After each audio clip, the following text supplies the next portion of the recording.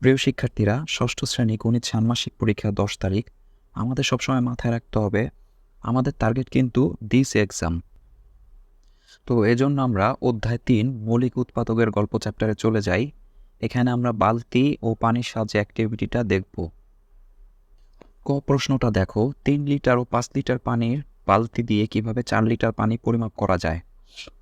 এক্ষেত্রে বালতির গায়ে কোনো রকম পরিমাপ নির্দেশক দাগ কাটা থাকবে না। আবার অন্য কোনো পরিমাপ যন্ত্র যেমন স্কেল বা দাঁড়িপাল্লা ইত্যাদি ব্যবহার করা যাবে না। মানে ধরো ৩ লিটার ও ৫ লিটার দুটো বালতি আছে, আমরা শুধু এতটুকুই জানি, আমাদের কাছে কোনো স্কেল বা পাল্লা কিচ্ছু নেই। এর ভিতরে আমরা ৪ লিটার পানি নিয়ে কিভাবে শিওর হব যে এটুকুন ৪ লিটার। তো এই অঙ্ক করার টেকনিকটা একবার শিখে গেলে তোমাদের যে কোনো সমস্যায় দেওয়া হোক না কেন তোমরা সমাধান করতে পারবা। তো আমরা প্রথমে ৩ আর ৫-এর গসাগু বের করলাম, সেটা হচ্ছে ১।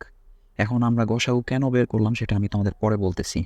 তো এখন ৫ লিটার আর ৩ লিটার পানির বালতি দিয়ে ৪ লিটার পানি মাপার যে ধাপগুলা সেটা আমরা দেখব।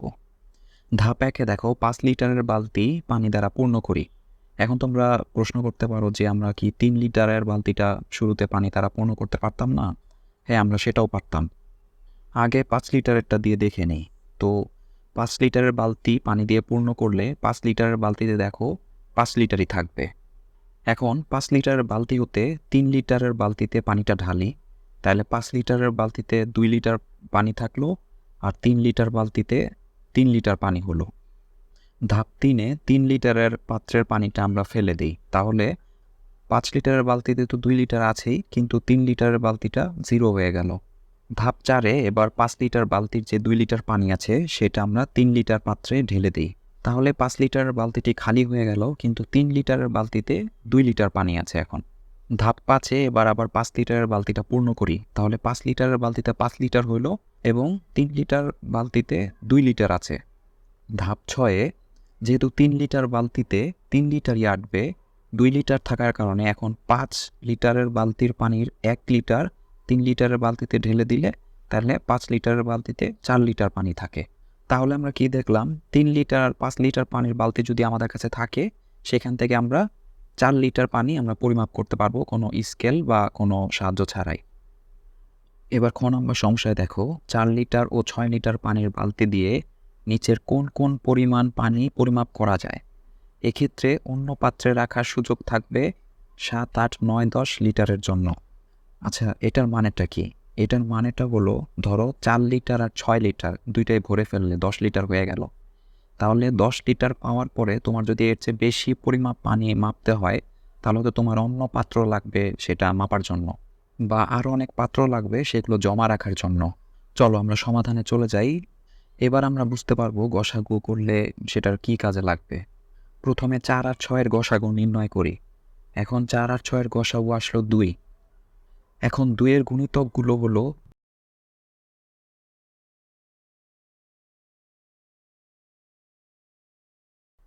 তাহলে আমার কাছে ৪ ও ৬ লিটারের দুটি বালতি থাকলে আমরা কি ২ লিটারের পানি মাপতে পারবো? হ্যাঁ পারবো। ৪ লিটার পারবো? হ্যাঁ পারবো। এভাবে ৬, ৮, ১০, ১২ এগুলো আমরা মাপতে পারবো, কিন্তু এর বাইরে অন্যগুলো মাপতে পারবো না। এখন আমরা এই ছকটা দেখি, তাহলে সব কিছু পরিষ্কার বুঝতে পারবো।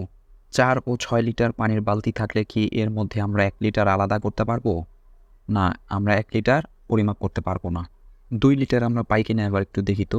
৬ লিটারের বালতি পূর্ণ করে যদি তা আমরা ৪ লিটারের বালতিতে ঢালি, তাহলে ৪ লিটার তো পূর্ণ হলোই, আর ৬ লিটার বালতিতে ২ লিটার থাকলো।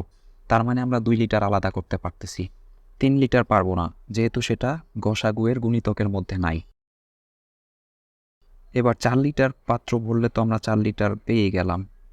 ৫ লিটার পারবো না, কিন্তু ৬ লিটারের পাত্রটা যদি পূর্ণ করি পানি দিয়ে, তাহলে ৬ লিটার তো পেলামই।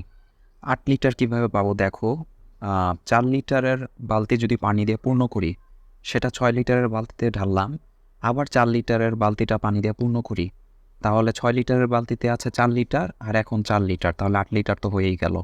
৯ লিটার পাবো না, যেহেতু উপরের ওই গুণিতকের তালিকায় ৯ সংখ্যাটা নাই।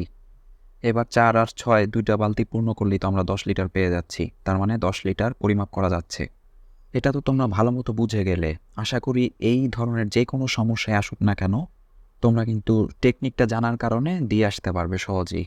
ষান্মাসিক পরীক্ষার প্রস্তুতির জন্য আমাদের অ্যাপে কিন্তু মডেল টেস্ট চলতেছে। তোমরা মডেল টেস্ট দিতে কিন্তু মিস করবে না।